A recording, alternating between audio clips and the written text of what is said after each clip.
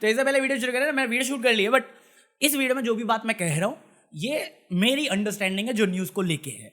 सो ये वीडियो सिर्फ इन्फॉर्मेशन के लिए है। अगर तुम्हें कहीं पे भी लगता है कि ये कुछ मेरा ओपिनियन आ रहा है उसमें और तुम डिसएग्री करते हो, सो अपने आप से रिसर्च करो, पढ़ो, लिखो। इन्फॉर्मेशन इंपॉर्टेंट है, नॉलेज इज द की। सो ये कोई सत्य नहीं हो सकता, असत्य नहीं हो सकता। सत्य जानकारी के लिए है मेरी अंडरस्टैंडिंग के हिसाब से। ये तारक मेहता का उल्टा चश्मा है बेसिकली, बस मेरा नाम तारक नहीं, ठीक है? तो उस वजह से है। सो अपने हिसाब से देखो, अगर कुछ खामी लगे या गलत लगे या तुम्हारा ओपिनियन अलग हो, सो कमेंट करके बताना, ठीक है? भड़क मत जाना। चल मार के वीडियो शुरू करते हैं। और ये रहा QR कोड मेरे बेल पेपर्स के लिए। बस हवा निकल गई। आज ना जब बढ़िया नहीं क्यों, अबे बढ़िया तुम्हारा बहुत बढ़िया है भाई साहब। कभी कभार खुद को देख के ना अपने आप में इंस्पिरेशन आ जाती है मुझे, सही बता रहा हूँ। फिर तुम मेरे से मजे लेने लगते हो तो मैं सोचता हूँ जिंदगी ट्रेजेडी है या कॉमेडी। सच में भाई साहब, जब से मैं यहाँ पे आया हूँ 3 महीने में, पहले महीने मैं बीमार पड़ा, दूसरे महीने मेरा माइक बीमार पड़ा, तीसरे महीने मेरा फोन बीमार पड़ा, मेरा पीसी बीमार पड़ा। कोई तरीका है भीख मांगने का? अरे नहीं, पैसे नहीं मांग रहा हूँ मैं। इतना ऑब्वियस प्लग थोड़ी मारता हूँ यार। मैं शुक्रिया अदा करना चाहता हूँ उन सभी लोगों का जो थोड़ा बहुत भाईचारा मेंटेन करते हैं। तुम्हारी वजह से मैं थोड़ा एक्सटेंड कर सकता हूँ, इसे खींच सकता हूँ मैं। वरना YouTube ने तो प्लान कर लिया है, क्योंकि अभी ये महीना शुरू भी नहीं हुआ, चौथा महीना, और चौथे महीने में 2020 की वीडियो पकड़ के जो रिलीज भी नहीं हुई, अनलिस्टेड पड़ी हुई थी आज तक, YouTube ने वार्निंग दे दिया 90 दिन का। YouTube what's wrong with you? अनवक्त साले तू ऊपर कर रहा है, क्या है तेरा? आज मैं इतना चिल बैठा था, इतनी प्रॉब्लम है जो मैं सॉल्व नहीं कर सकता, मैं चिल बैठा था। ये साला सुबह उठते गई, तेरा सब खराब चल रहा है, ये एक और ले ले। अबे ये क्या बात हुई यार? मेरे हाथों में हथकड़ी दिखती है, तू साले और पनौती दे रहा मुझे। हमारे यहाँ ऐसा ही होता है। साला कुत्तों की किस्मत मेरे से बेटर चल रही है भाई, मैं क्या रोऊं? सही बोल रहा हूँ। सुनने में क्या हुआ है? सुनने में है 4 लोग क्या रोए आ रोना, कुत्तों को शेल्टर से छोड़ दिया गया है और ये पकौड़े मीम बना रहे हैं कि क्या रहे सुप्रीम कोर्ट। अबे मजे नहीं, वापस डाल दे अंदर। सही बात है। अब तुम सोच रहे हो सुप्रीम कोर्ट की रूलिंग है और फिर ये सारे मीम्स हैं जो लोग बना रहे हैं, और ये मीम्स रेखा गुप्ता जी देखी होंगी। जज साहब, जब आपको कुत्तों को छोड़ना ही था तो मुझे क्यों कुटवाया? ले supreme court to Rekha Gupta. हमारे यहाँ ऐसा ही होता है। अबे साले। अरे गोदी मीडिया तक क्यों की है? क्योंकि सुप्रीम कोर्ट ने ये गाइडलाइन दी है कि कुत्तों को, आवारा कुत्तों को तुम गलियों में खिला नहीं सकते। अरे भूखे मर जाएंगे जज साहब। गोदी मीडिया हमारी थोड़ी मर्यादा रखिए। साला कुत्तों की पनौती नहीं ढकी, मेरी पनौती हट नहीं रही। भाई साहब मैंने ठान लिया है, मैं वैसे नास्तिक आदमी हूँ, मैं वैसे बड़ा नास्तिक आदमी हूँ, बट अभी मैंने तंत्र मंत्र की पूजा पाठ के लिए तांत्रिक बुलाया। उस तांत्रिक की फीस भरने के लिए ये रहा QR कोड 151 का शगुन भर दीजिएगा। कोई नहीं भरेगा, मैं लिख के देता हूँ। अरे बोलने में क्या जाता है? सही बात है। हाँ, तुम सोच रहे हो ये क्या ओपनिंग में, ज्ञानी भाई क्या ओपनिंग में पका रहा है? देखो, ओपनिंग हमेशा ना हंसी मजाक में लाइट रखनी चाहिए, क्योंकि तुम्हें पता है एंड ऑफ द वीडियो में भावुक हो जाता हूँ हर बार, महंगा माल फूकता हूँ मैं पॉलिटिशियन के साथ मिलके।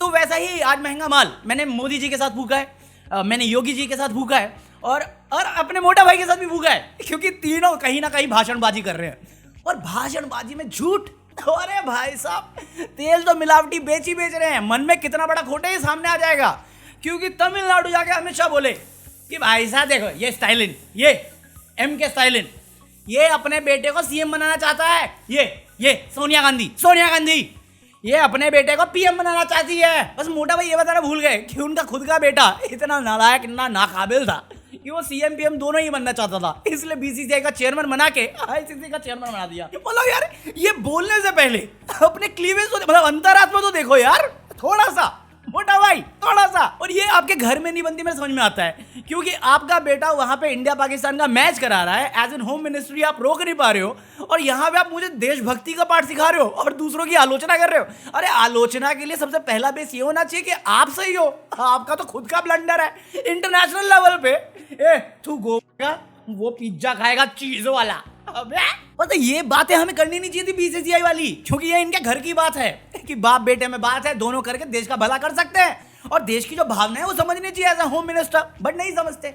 घर पे नहीं बन रही, ऑफिस में नहीं बन रही, क्योंकि ये बात यहाँ पे इन्होंने बोली, वहीं पे बंगाल गए मोदी जी ने स्टेज पे चढ़ के बोल दिया घुसपैठियों की बढ़ती संख्या चिंता का विषय है कि बिहार हो या बंगाल, उन्होंने जो लाल किले पे चढ़ के बोला था खतरे में हो तुम, खतरे में हो। वो खतरा बिहार में भी है, बंगाल में भी है। क्या है वो खतरा? इलीगल माइग्रेंट्स जो बांग्लादेश छोड़ के भारत में आ रहे हैं अमृतकाल विश्व गुरु को एंजॉय करने के लिए। मैं कहा अपनी नाकामयाबी, मतलब जिंदगी में इतना कॉन्फिडेंस तो होना चाहिए अपनी कि फेल हुए तो हुए, एक नंबर के फेलियर है, निकम्मे हैं, नालायक है, हम किसी काम के नहीं, बट स्टेज पे चढ़ के चिल्ला चिल्ला के बोल पाएंगे बात। ये गैर कानूनी तरीके से बांग्लादेशी देश में घुस रहे हैं और हमारा होम मिनिस्टर सो रहा है। अपने बेटे को आईसीसी चेयरमैन बनाने के लिए कितने लोगों की सिफारिश जी हुजूरी करी है, उसमें ही व्यस्त रहा, इसलिए देश के बारे में सोच नहीं पाया वो।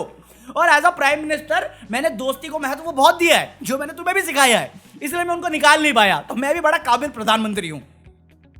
कोई सेंस है जो आप बोलते हो आपके कान में जाता है, या उम्र के साथ सुनने की ताकत कम हो गई है? मरना तेरे को डर नहीं लगता? इलीगल माइग्रेंट अगर आ रहे हैं तो डिपोर्टेशन का लिस्ट पब्लिश क्यों नहीं करते? आप क्यों नहीं करते?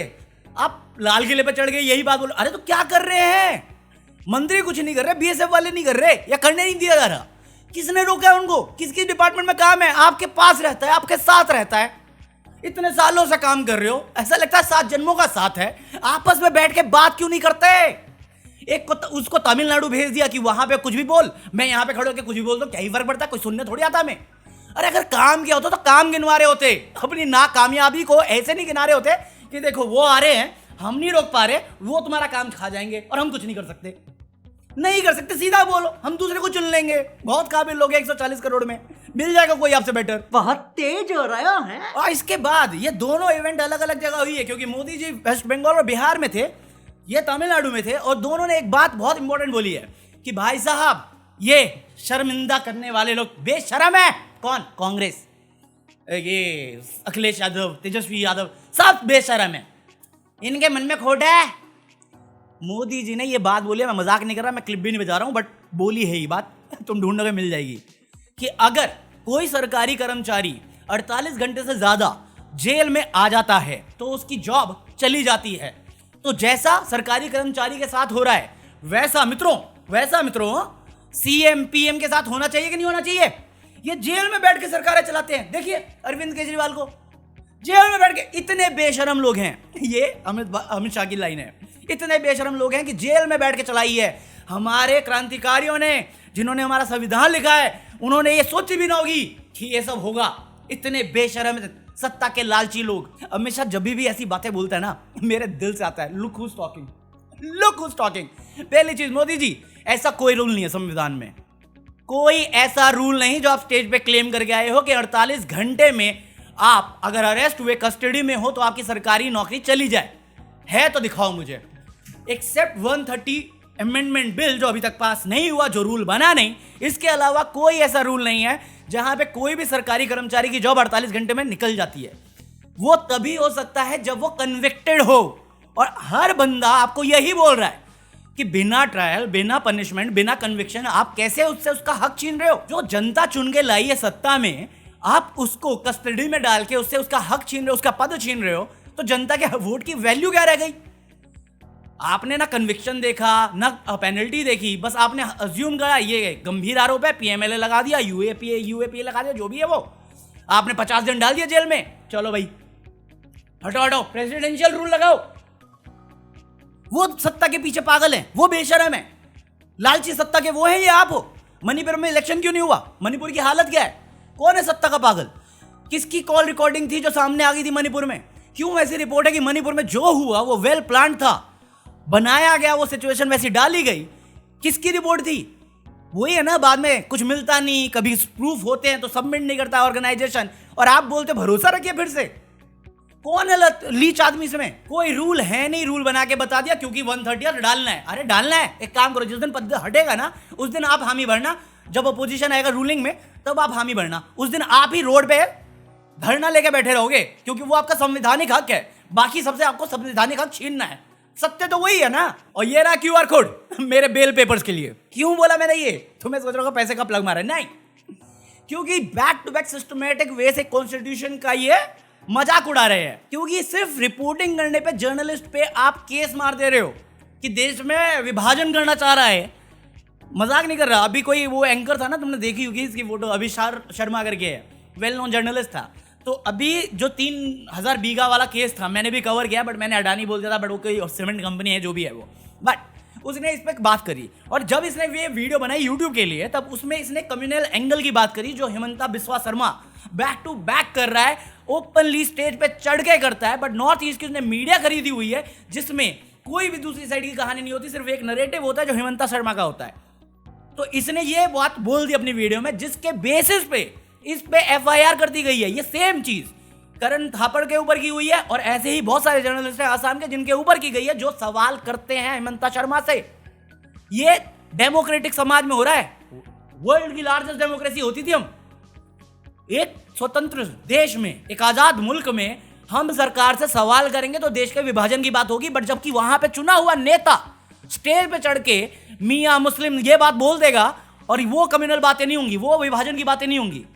ये केस हुआ है। सरकार से सवाल उठाना कब से देश का विभाजन हो गया? आप राजा हो कहीं के, एक सेलेक्टिव रिप्रेजेंटेटिव हो ना बस। तो आप अगर काम ठीक से नहीं करोगे या उसमें लगता है कि किसी को गलत हो रहा है तो आप पे सवाल कर दिया, वो गुनाह कैसे हो सकता है? आपने ही बयानबाजी करी है। आपने राहुल गांधी के पूरे परिवार को करप्ट बोला है जब उसने आपके करप्शन की बात करी, और आपका न्यूज़पेपर छापता है जो आपने बोला है। राहुल गांधी के स्टेटमेंट गायब कर देता है और आप बोलते हो डेमोक्रेसी चल रही है, डिक्टेटरशिप नहीं कहते इसे। और ये रहा क्यूआर कोड मेरे बेल पेपर्स के लिए। आप इतना आरोना कर रहे हो जहां पे आपको कहना है कि आप इंडिया की फेवर में कर रहे हो, इंडिया के भले के लिए कर रहे हो। इलीगल माइग्रेशन को लेकर आपका बहुत बड़ा कंसर्न है। 2020 से 2025 के नंबर दो मुझे, कहां है भाई? 2020 से 2025 के रिपोर्ट्स आंकड़े नहीं रिलीज करते। ये सिर्फ पॉलिटिकल जुमला है जो पब्लिकली फिगर है, तो डालो ना अगर इतना बड़ा इशू है। मोदी जी स्टेज पे चढ़ के बोल रहे बांग्लादेशी घुस रहे हैं, अमित शाह बोल रहे हैं, अरे काम धंधा कोई कर रहा है कि नहीं कर रहा है? ये सिर्फ जुमला देने के लिए। आधार कार्ड नहीं बनाने देंगे ये, क्योंकि इनको लग रहा है गड़बड़ी हो रही है। अरे गड़बड़ी हो रही है तो सुधारो, पहले तो डेटा दो। कितने लोग डिपोर्ट करते हो आप? डेटा नहीं दे सकते आप घर पे बुलडोजर चला रहे हो मियां मुस्लिम के नाम पे, वो कम्युनल तो है नहीं। बट अगर कोई बंदा बैठ के सवाल कर देगा आपसे, वो फिर गलत बात हो गई। ये तो आप विभाजन की बात कर, ये क्या विभाजन की बात है? मरना तेरे को डर नहीं लगता? आज उसके घर पे चला रहे, कल को मेरे घर पे चला दोगे, बोल दोगे मैं भी एंटी नेशनल, क्या नया है उसमें? और इसके बाद ये दोनों चाहते हैं 130th अमेंडमेंट बिल, तब मिसयूज नहीं करेंगे। सामने सामने हर जगह कर रहे हो आप, और डिनायल में आप ही हो, पता नहीं कौन सा क्लाउड स्टोरेज में हो। आसमान में बादल हैं, फायदा ले सकते हैं। अरे गोबर खाने का फायदा देख चुके हैं लोग। बैक टू बैक जो सवाल बंदा करता है उसको आप जेल में डालना चाहते हो कि देश के विभाजन, सारे विभाजन के डायलॉग आपने मारे। देश का प्रधानमंत्री जिसके लिए उसके देश के लोगों की पहली प्रायोरिटी होनी चाहिए, वो बांग्लादेशी को लेकर इतने प्यार में डूबा हुआ है कि उसके लिए आज भी ये चुनाव का मुद्दा है। देश का प्रधानमंत्री वोट मांग रहा है इलेक्शन के लिए। आई मीन सीरियसली, आसाम और हिमंता दोनों सिर्फ एक चीज साबित कर रहे हैं, हम जो कर रहे हैं मुंह बंद रखो, हमें पता हम क्या कर रहे हैं, हम इसीलिए आए थे, हम यही करेंगे। हमें फर्क नहीं पड़ता तुम भारतीय हो या नहीं हो, हमें दिखाना है, हिंदू को जगाना है जो सो रहा है, कुंभकर्ण बन के सो रहा है ना, उनको दिखाएंगे।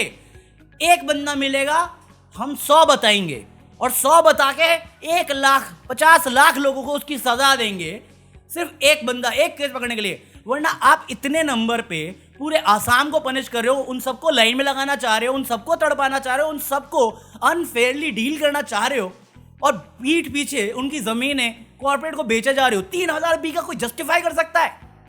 हिमंता सर बोल रहे हैं मुंह मत खोलो वरना जेल जाना पड़ेगा, क्योंकि मेरी करप्शन की बातें करोगे। वो 1000 करोड़ का आया था मेरा नाम, तो मैंने पार्टी बदली, ईमान बदला। अभी ईमान बदल के इतना करप्ट हूं ये भी बोलोगे तो मैं तुम्हें तुम्हारी जगह से बदल दूंगा। तुम्हारी जगह बाहर नहीं, जेल में है, कुत्तों की बाहर है, क्योंकि वो बोल नहीं सकते। भाऊ और ये रहा क्यूआर कोड मेरे बेल पेपर्स के लिए। कम मर्यादा रखिए, थोड़ी मर्यादा रखिए।